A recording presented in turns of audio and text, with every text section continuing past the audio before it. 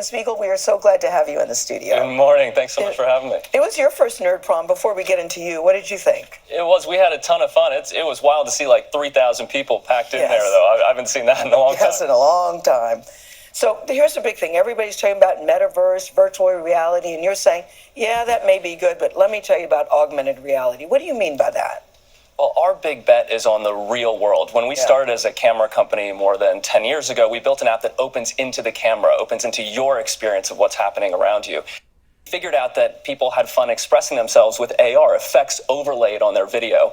So we took all the tools that we were using to build those AR effects ourselves, and we made them available to the whole world so that anyone could build augmented reality lenses and share them with our community. And now there are hundreds of thousands of developers who have built over 2.5 million lenses that are used, by 250 million people every day on Snapchat. So what could I do with it exactly? I mean, just give me an example. Oh, there's a wide range of things. You could try on a new pair of shoes. You could solve a math problem by pointing your camera at it.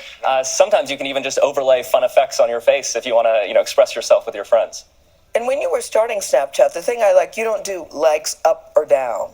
That's very debilitating for a lot of people. What was your intention when you started the company years ago? What were you trying to do? Well, Bobby and I grew up with social media, and what we found was that people were only sharing like that 1% of their life that's really pretty, really perfect. So there was a lot of pressure to get attention, this kind of big game to get social attention, to get comments and likes online. And so we wanted a different way to express ourselves with our friends. And so when we built Snapchat, there weren't public likes and comments. And actually the content in your story, for example, disappears after 24 hours. And that makes people feel more comfortable expressing themselves because every day is a new day. Well, Gail mentioned the word debilitating. And Snap is one of few social media companies that are being sued by parents who have lost their children due to suicide.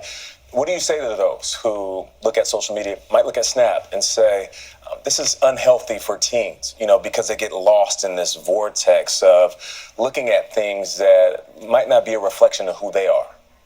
Yeah, well, we purposely built Snapchat to support real friendships. So people have to both opt into a conversation. There, as we mentioned, no public likes and comments. So there isn't that social pressure to look pretty and perfect all the time. If you look at our content platform, we actually curate that content platform. So we decide what's allowed to be distributed on Snapchat. And we work with publishing partners and share revenue with them to make sure that our community has accurate and timely information. We also make available a lot of mental health resources. And the reason why we're so focused on real friendship is because there's a clear relationship between friendship and mental health. In fact, one of the best predictors, the number one predictor of mental health and your ability to withstand a depressive event is a real friendship and is your ability to just share how you're feeling. And it doesn't have to be a deep conversation. Just a friend checking in and saying, hey, how are you, can make a huge difference. So we've actually built tools as well to encourage friends to check in on each other and see how they're doing, because that real friendship is so important to mental health. That's interesting. We should talk regulation for a second. You and Mark Zuckerberg clearly have a disagreement about whether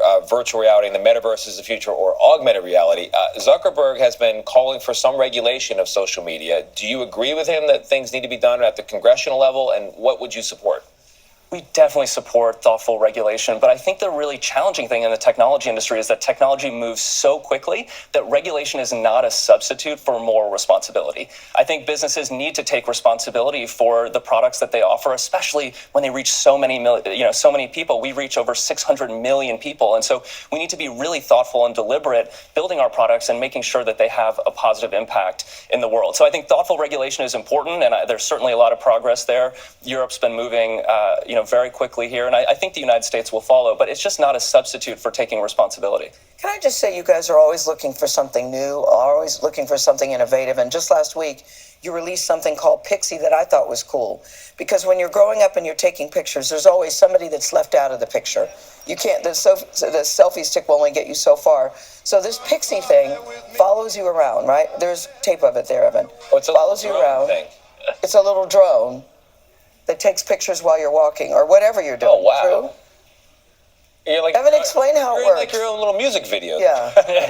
It's pretty cool. We actually, here it is. Okay. It fits in the palm of your Just hand. pull that out of your pocket. He comes Hey, prepared. the ultimate, you know? So go ahead. Takes off and lands in the palm of your hand. You just select a flight mode so it can follow you around or orbit you and make videos. And it is a great way to get all your family in the same shot. And so we've had a ton of fun playing with it with our kids, chasing it around the backyard. And, I think the great thing is that it's so lightweight and portable, you can just pull it out of your pocket and fly.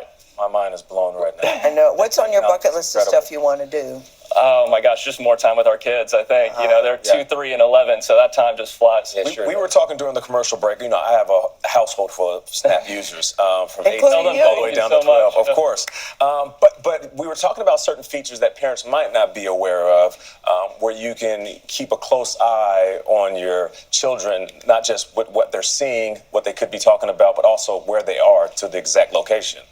Talk about those features. Yeah, we have a tool called the Snap Map where people can opt into sharing their location with friends or parents. We actually find parents think it's really helpful for carpool because you can see, if your friend's family has really left the house to come pick up your child. So I think the Almost Snap, there. Yeah. Like you are. So that's been a lot of fun. And of course, not only can you see what your friends are up to, you can actually tap in and see videos all around the world. So it's a really cool way to learn about what's happening, in the world around you. Do you have any thoughts on Elon Musk's possible purchase of Twitter? Well, he's certainly a very passionate super user of Twitter, so I'm sure he's got a lot of great ideas. Did he offer to buy Snap before he went? Well, I was going to say, more daily active users. He paid $44 billion, so I guess you're doing okay over there, Evan. Hey, you're not selling for anything less than $100 billion. That's basically what you're saying, Tony. Hey, Evan, we appreciate you. Yes, Thank you we so do. much for joining us and fielding some of these tough questions as well. Coming up, we're going to continue that conversation about mental health.